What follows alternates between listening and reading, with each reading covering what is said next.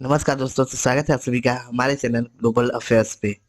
तो आज हम लोग एक न्यूज़ को कवर करने वाले हैं जो कि है China deploys spy ship before India's mega missile test. News ये आ रही है कि जो इंडिया अभी एक हाल ही में एक मिसाइल टेस्ट करने वाला है, उसके काउंटर में चाइना ने अपना जो उसका स्काई शिप है युआंग वैंग 6 उसको इंडियन ओशन में डिप्लॉय कर दिया है, ताकि वो जो मिसाइल टेस्ट हम लोग करने वाले हैं यानी इंडिया करने वाला है, ताकि वो इसे स्पाई कर सके।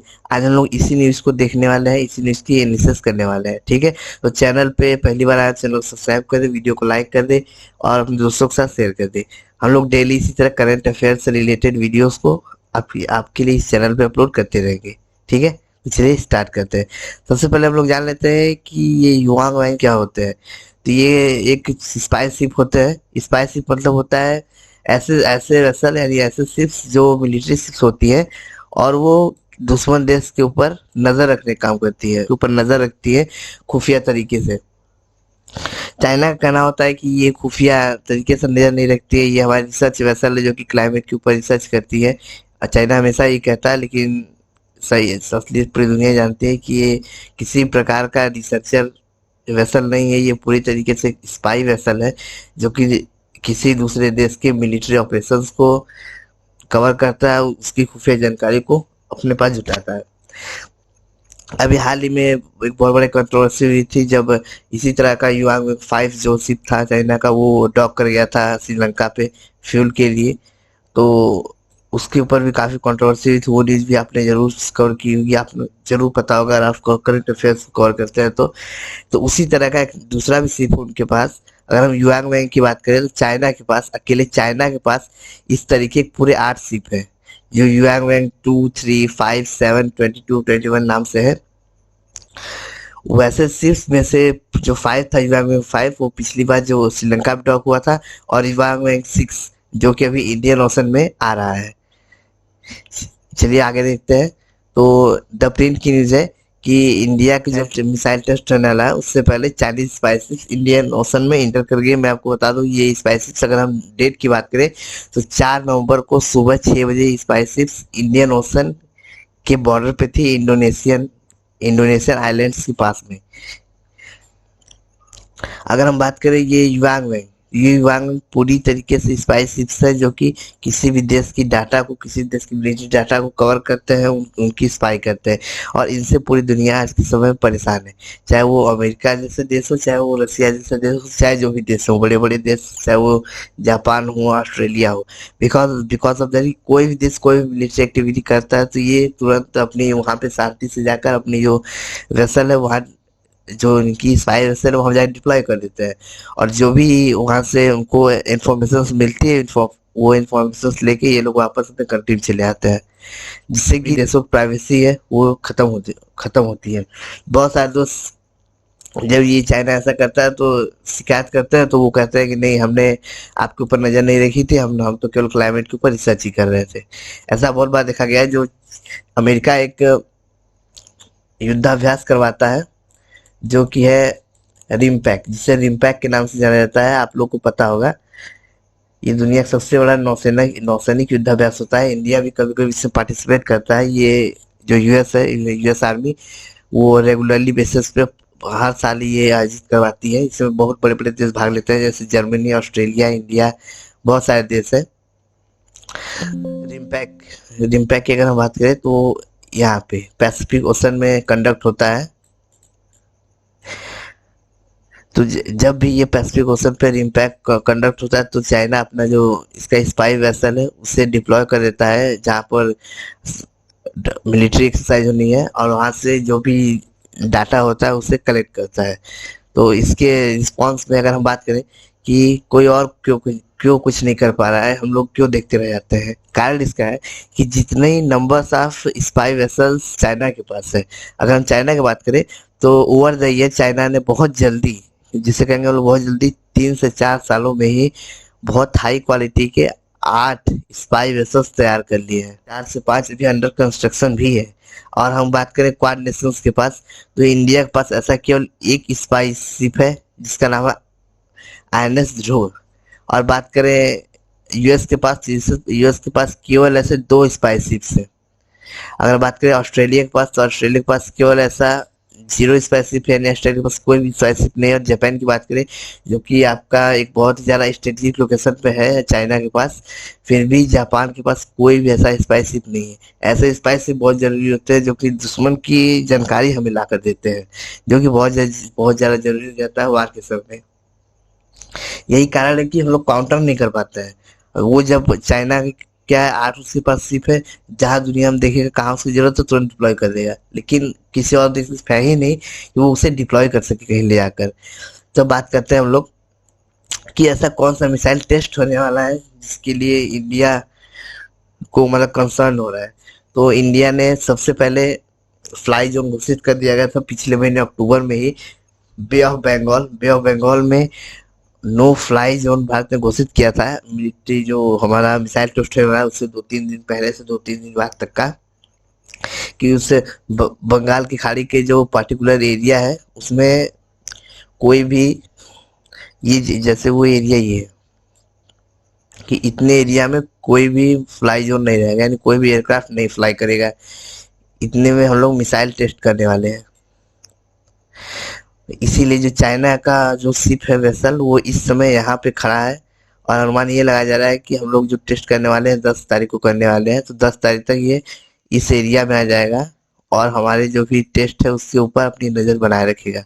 बाकी इंडियन नेवी भी तैयार है अब इस बात को लेकर। इंडियन नेवी भी जानते हैं कि वो क्या करने वाले हैं। इंडियन नेवी अपनी पूरी तैयारी कर ली है और वो लगातार जो वेसल है उस पर नज़र रखे हुए हैं। बात करते हैं इंडिया कौन सा ऐसा मिसाइल टेस्ट करने वाला है। तो वैसे अभी तक कोई ऑफिशियल अनाउंसमेंट तो नहीं हुई मिसाइल टेस्ट के ऊपर, बट प्रोबेबली ये कहा जा रहा है कि जो भी डिस्टेंस भारत ने दिया है, जो भी डिस्टेंस भारत ने दिया है मिसाइल टेस्ट के लिए नो फ्लाई जोन के हिसाब से, उसके हिसाब से ये जो मिसाइल है उसकी रेंज 2000 किलोमीटर से 4000 किलोमीटर के बीच होने वाली है। उस हिसाब से इंडिया अभी हाल ही में 2 मिसाइल टेस्ट करने वाला था, जिसमें कि पहली मिसाइल टेस्ट हो सकती थी K4।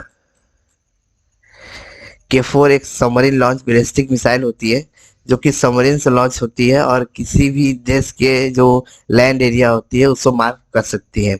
अब बात करें कि क्या इंडिया के पास इससे पहले ऐसी कोई मिसाइल नहीं है जो सबमरीन से लॉन्च होकर किसी भी लैंड एरिया को टारगेट कर सके। जी हाँ, इंडिया के पास इससे पहले भी मिसाइल है K15 सागरिका एक मिसाइल है जो भारत के पास है, जो कि सबमरीन से लॉन्च होती है और किसी भी लैंड एरिया को हिट करती है। बट बात यह है कि जो सागरिका मिसाइल है इंडिया की, उसकी जो रेंज है वो बहुत ही ज़्यादा कम है इस समय। अगर हम बात करें सागरिका मिसाइल की रेंज की, तो उस मिसाइल की रेंज इस समय केवल 200 to 700 किलोमीटर है। तो इसलिए इंडिया जो है वो अपना नया मिसाइल टेस्ट कर रही है जो कि है K4। बताया जा रहा है कि जो K4 की रेंज होगी वो 2000 किलोमीटर से लेके 4000 किलोमीटर के बीच हो सकती है।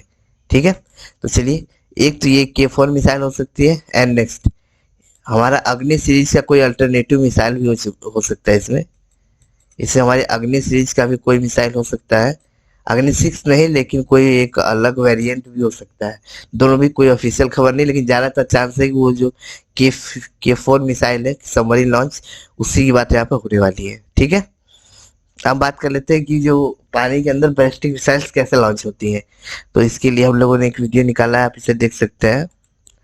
यहाँ से आपको पूरा पता चल जाएगा कि आखिर सबमरीन से कैसे मिसाइल को लॉन्च किया जाता है जो कि लैंड पे जाके हिट होती है। सबमरीन टॉर्पीडो तो मार सकती है पानी के अंदर, बट वो अपने मिसाइल लॉन्च करके लैंड एरिया पे भी हमला कर सकते हैं। तो ये है हमारी K15 मिसाइल, ये है इंडिया की K15 मिसाइल। बस ज़्यादा नहीं, बस इसी की तरह K4 मिसाइल भी होने वाली है, बस उसकी रेंज थोड़ा ज़्यादा हुई K15 से। ठीक है, अब आते हैं नेक्स्ट। तो अगर हम बात करें कि इंडिया को K15 की क्यों जरूरत है, सॉरी इंडिया को K4 की क्यों जरूरत है, जबकि हमारे पास K15 पहले से ही मौजूद है।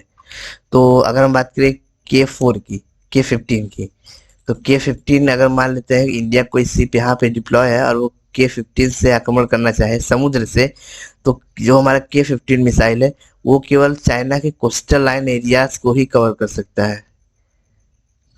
अगर हम बात करें इनर जगह पे, मतलब इनर आक्रमण करने के लिए, तो हमारी जो भी सबमरीन्स है वो इनर पे आक्रमण नहीं कर सकती, क्योंकि उसके लिए उतना रेंज नहीं है K-15 मिसाइल का।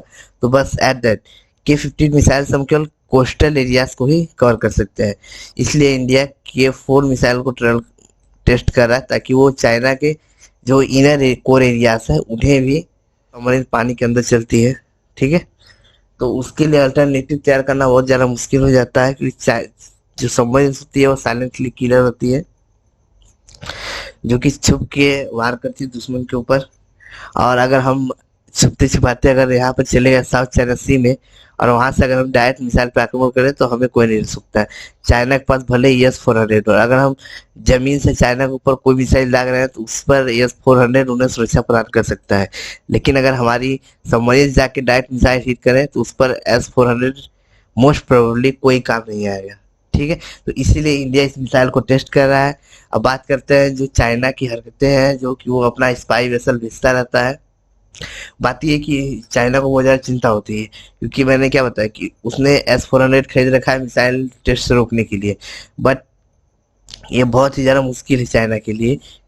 जब हम ऐसी मिसाइल तैयार कर लेंगे जो सबमरीन से जो जो वेसल से लॉन्च हो जाती हैं, तो उससे चाइना की दिक्कतें बढ़ जाती है, इसलिए चाइना बहुत ज़्यादा कंसर्न रहता है। और बात करें स्पाई वेसल्स की, तो हम लोगों को अपनी स्पाई वेसल्स की क्षमता बढ़ाना चाहिए। जो इंडिया के पास अभी एक स्पाई वेसल्स है, हम लोग को भी कम से कम बना के 8-9 स्पाई वेसल्स रखनी चाहिए। और यही बात यूएस पे भी लागू होती है। यूएस को तो जरूरी बनाना चाहिए, क्योंकि उनके पास दुनिया की दूसरी सबसे बड़ी नेवी है और दुनिया की सबसे पावरफुल नेवी है। उनके पास स्पाई वेसल्स होना ही चाहिए।